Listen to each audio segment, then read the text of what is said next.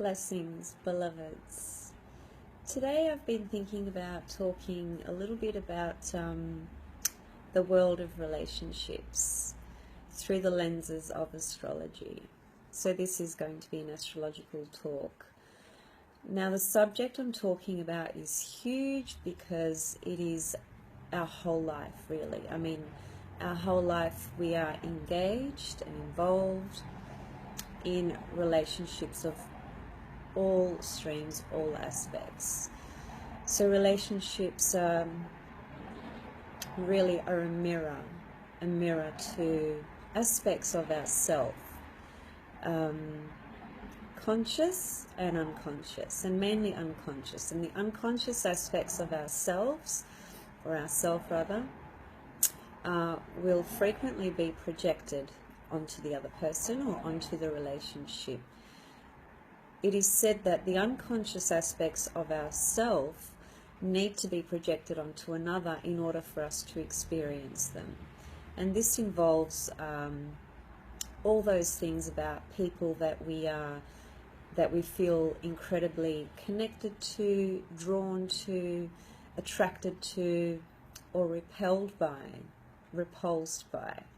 So all these elements are connected to our shadow side, if you like. Our sun sign is our ego and our personality, and the sign that is opposite our sun sign is always referred to as our shadow self. So it is that part of ourselves that we are striving to understand and to develop and to bring forth into the light, into ourselves through the sun sign. So for instance, I'm an Aries, and the opposite sign to Aries is Libra. So Libra is my shadow side, and that is a side that I actually need to develop more this lifetime. There's just a little bit about the unconscious sort of elements that come through in the world of relationships. Now, astrologically speaking, when we're looking at a horoscope chart, and I will be using Michael Jackson's chart again today as way of example. So just very quickly, there's his details. I'm using the time of birth, which is 11:09 p.m. And part of the reason, or the primary reason I'm using that time, is because some comments that his mother has actually made really validate that he was actually born at night time, around about that time. Anyway, that aside, let's begin. So when we're looking at a horoscope chart, well, before I bring the chart back in, let's just look at a couple of things. So astrologically, you're looking at the planet Venus. You're also looking at the planet Mars. This is in regards to relationships. You're looking at the 7th house, and you're also looking at the 1st house, which is also known as the ascendant. So the ascendant and descendant, 2 points that oppose each other, are what we call axis for relating. It's the relationship principle, the relationship energy that comes up through our life, and how we meet that and how we express that, and what we put out there to then in turn experience, which is connected to what I was saying before about the unconscious elements that are projected and come through. So Mars, Venus, ascendant, descendant. I would also look to the moon, because that describes really important connections and our emotional and mental nature as well, and how we're sort of engaging with another person on that emotional level. I would also look at the South Node and the North Node, which is in Vedic astrology known as Rahu and Ketu. And in addition to that, there are something called asteroids, and there's actually about 40,000 of them. Now, the mother of asteroids, the queen of asteroids, the person who's done a lot of work on the subject of asteroids, is a lady called Demetra George, and this is one of her books. It's called Asteroid Goddesses, and this is a wonderful, wonderful book if you want to understand the asteroids. Now in this particular book, she uses the main 4 asteroids, that I also use in my readings, which is Ceres, Juno, Pallas Athene, and Vesta. So those four goddesses are very, very prominent in describing the goddess energies in our chart and therefore in our life. They each represent very distinct and specific feminine qualities and energies. Now, the reason I'm mentioning those is because Juno, the asteroid Juno, who was the wife of Zeus, who's known as the planet Jupiter. I always look at Juno in a woman's and in a man's chart when I'm looking at the realm of relationships. It's really, really important. Venus is also looking at relationships, but from quite a different perspective and level. When we're talking about serious commitments such as marriage, some people have very different opposing views on marriage and where that comes from and what it means.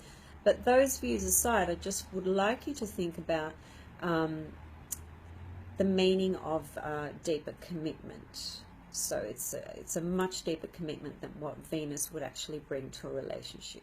Venus is more about the pleasures and the sensualities of a relationship, whereas Juno is more about that serious, deeper sense of commitment, which can come in the form of a contractual agreement, such as marriage.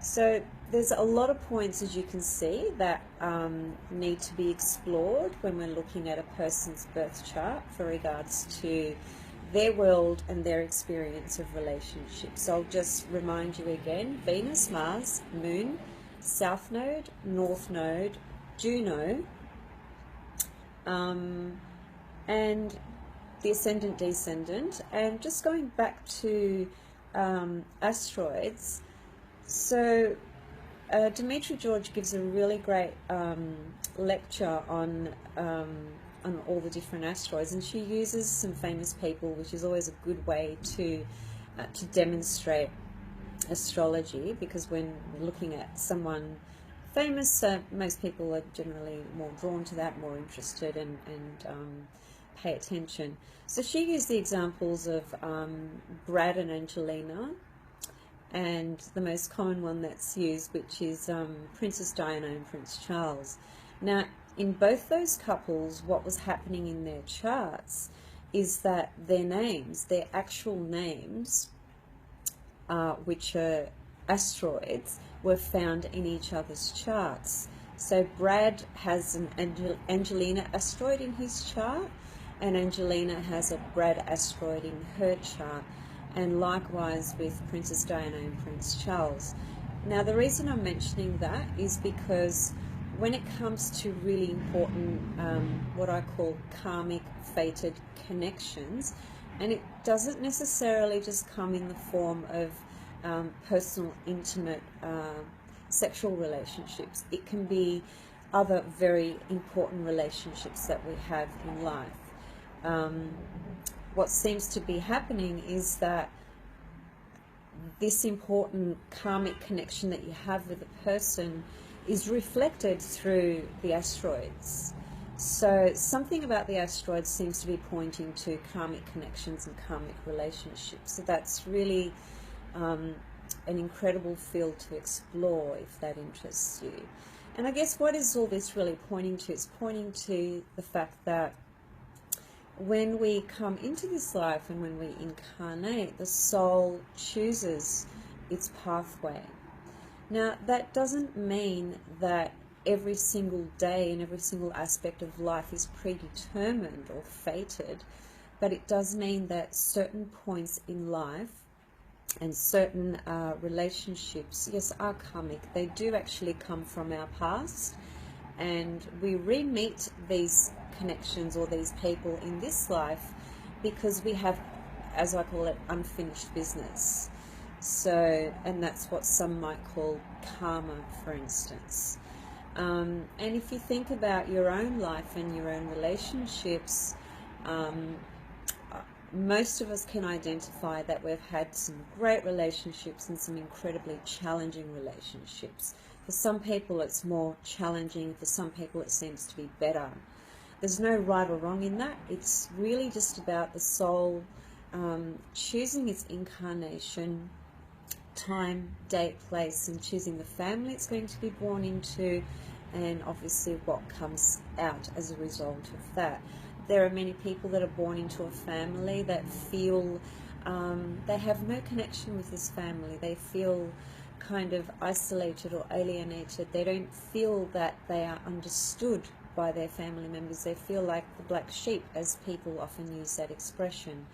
You know, these are all very clear statements showing us that when we choose to be born into a particular family, there are certain things that need to be cleared in order for our soul's journey to evolve and continue. Now, going back to Michael Jackson's chart, if you look at his chart here, this right here, that is the 7th house. Okay, now if you remember a little while ago, I talked about this 7th house describing relationships.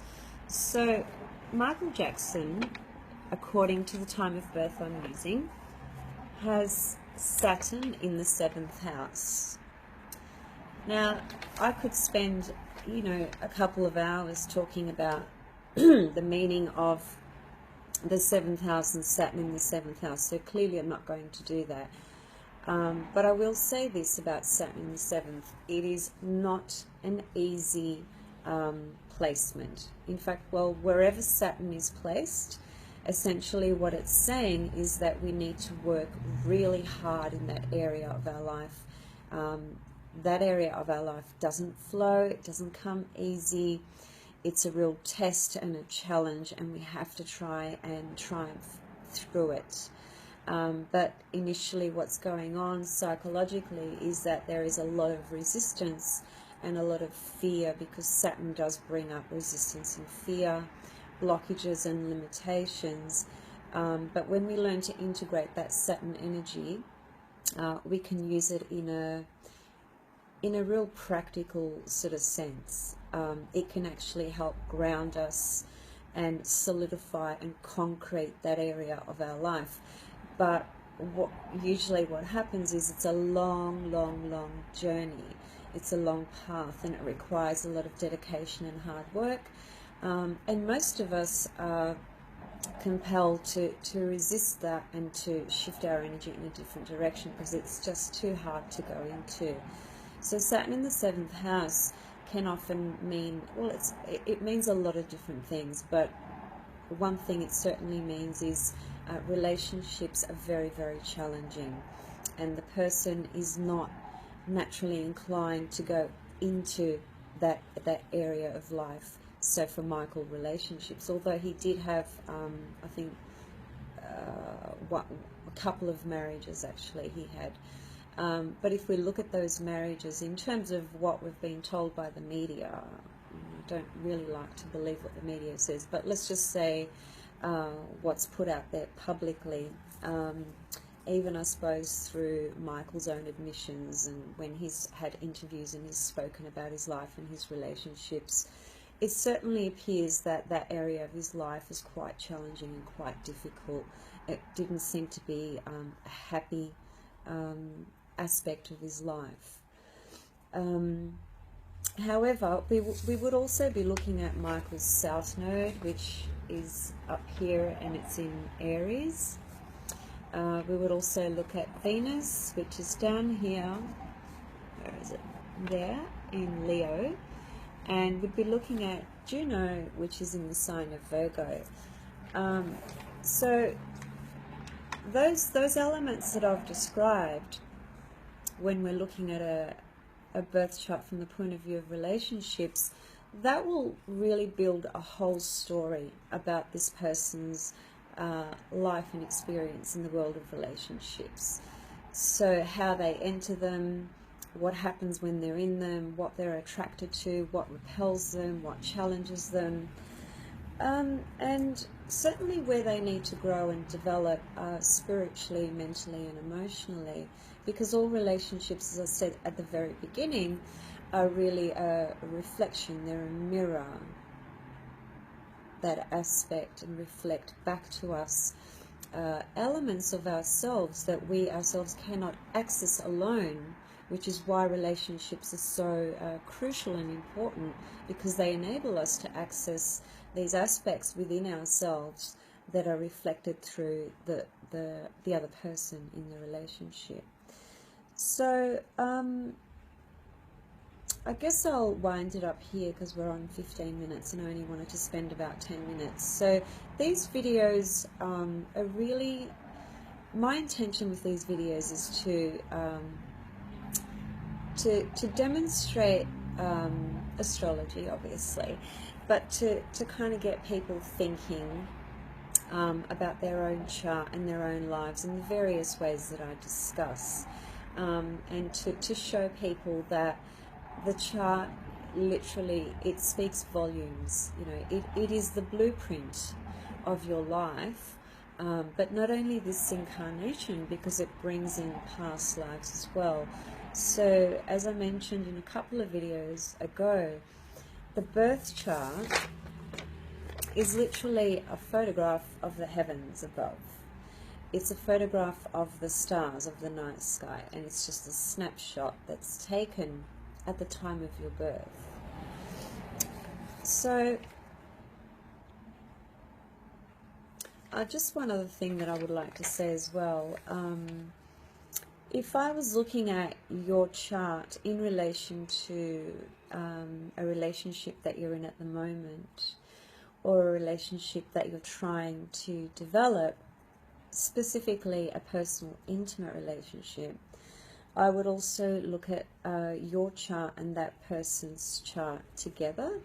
And there's two ways of looking at that. There's something called a composite chart, and there's something called synastry astrology.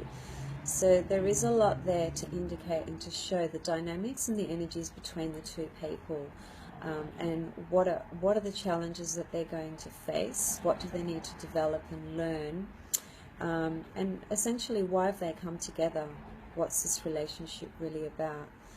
So the world of relationships is crucial, isn't it? We have relationships with everyone, really. You know, we have a relationship with, on a very small scale, with the person who serves us at the supermarket. We are relating, in other words, all the time.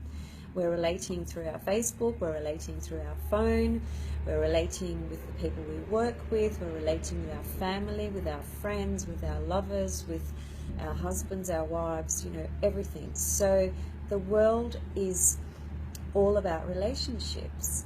And if you want to understand what the world of relationships is trying to tell you for your life in this incarnation, you really need to be looking at all these different facets of your birth chart so that you can get a deeper understanding of what's really playing out here.